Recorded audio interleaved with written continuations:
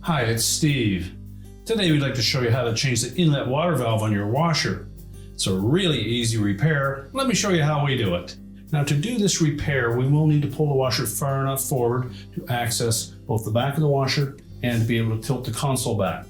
So the first thing we're going to need to do is disconnect power to the washer. Simply unplug it or locate the electrical panel, turn off the appropriate breaker or remove the appropriate fuse. Next, we'll need to turn off the inlet water supply and remove both the cold and hot water fill hoses from the inlet valve. Now, depending on the model of washer that you're repairing, to tilt that console back, you may either have a screw through the front, through the rear, a removable end cap piece. If you don't have visible screws or an end cap that comes off, try taking a thin putty knife and sliding it in under the front and see if you meet the resistance of a spring type clip. On this particular model, there are screws that secure that console to the cabinet, so we'll need to access those from the rear. As mentioned, on this particular model, the retaining screws for that console are located on the back. These screws are about 1.5 inches long. Although they don't have to come all the way out, they do need to be backed off enough that they're not fitting into the plastic insert on the top of the cabinet. So we'll do both sides.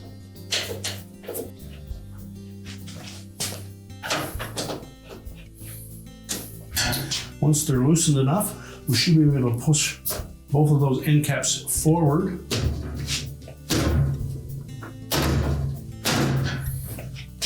That will release them from the top of the cabinet. We can then roll that console over and access the part. Now, with the console tilted back out of the way, our next step will be to disconnect the lid switch. Simply lift up on the locking tab of the harness and disengage it. And then we're going to remove these 2 spring clips that secure the cabinet to the back panel and console assembly. Simply take a flat blade screwdriver, go down in the front of that clip, and should only go in about 1 inch. You catch a hook on that clip, pry backwards. When releasing that clip, we're basically sliding our screwdriver in and then prying it away. Do the same for the opposite side.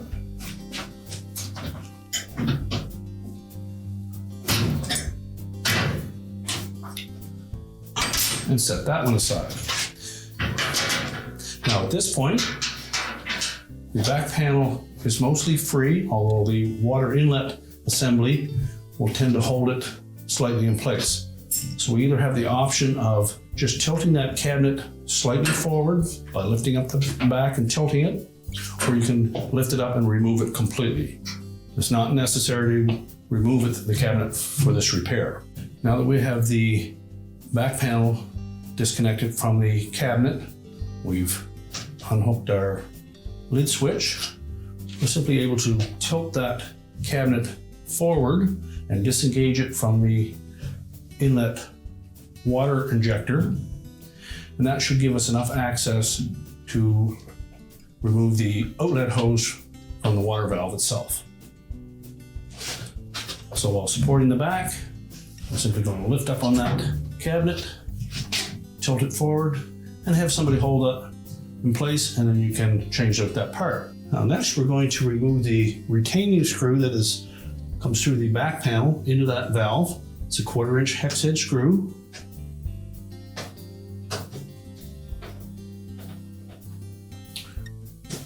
Remove that, but save it to install on the new valve. And next, we're going to just lift up slightly on that valve. That'll disengage it from the keyhole slots in the back panel.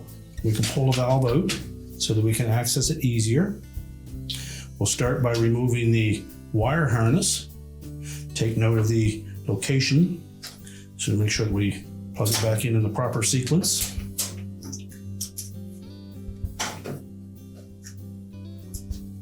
You may need to lift up slightly on that locking tab to release that. and as well the 2 wires for the temp sensor on the outlet of the valve.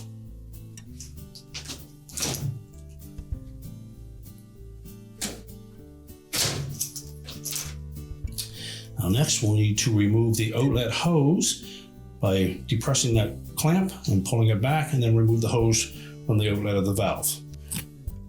Now as we pull that hose off of the outlet, there's going to be some water in there, so have something to catch that. Now we'll take the new valve, slide that hose fully onto the outlet.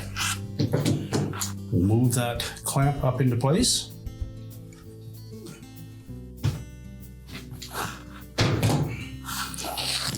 Reconnect the wire harness to the actual temp sensor, and then to the coils of the valve, making sure that the locking tabs engage. And we're going to fit that valve through the opening in the back panel.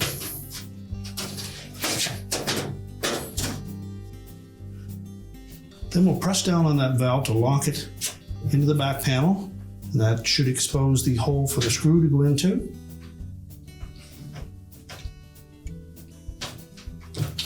And then we can secure it in place. And now we're ready to put the cabinet back in place. So just lower the cabinet back down, make sure we tuck that water inlet assembly in underneath, and check both sides to make sure that the back panel fits in between the back edges of that cabinet. And then we're ready to install our spring clips. Now with these spring clips, we have 190-degree angle on the end. That's the portion that is going to hook into the tab on the cabinet. Make sure we pull that back panel up flush to the cabinet, and simply press it down into place. Do the same on the opposite side.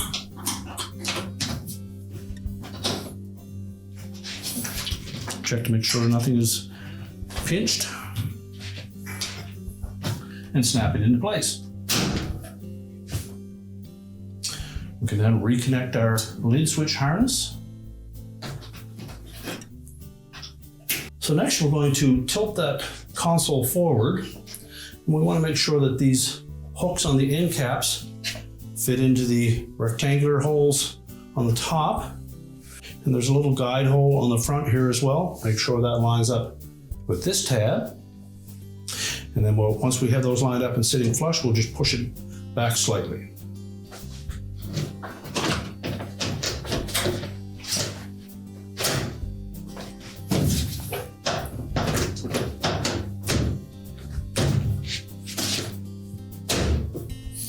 Now with it pressed back firmly, we'll then tighten the 2 screws to secure the console to the cabinet. If the console is in the right position, the screw will go right down into that nylon insert. Do the same for the opposite side.